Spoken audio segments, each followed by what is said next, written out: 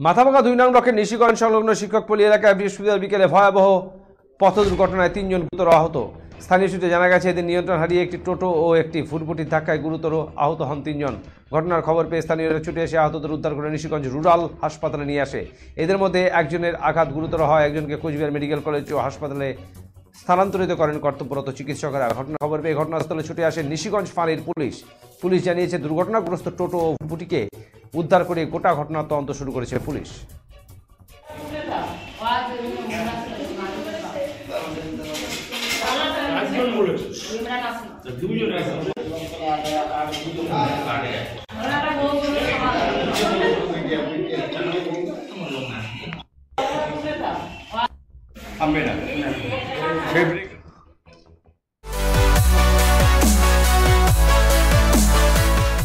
আমাদের শক্তি আপনাদের নির্ভরযোগ্যতায়, আমাদের ওই সততা আপনাদের বিশ্বস্ততায়।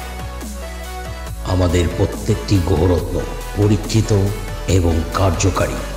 স্বর্ণ শিল্পের শিল্পী Dutta jewellers, PS road, hotel BD building, Cooch Behar.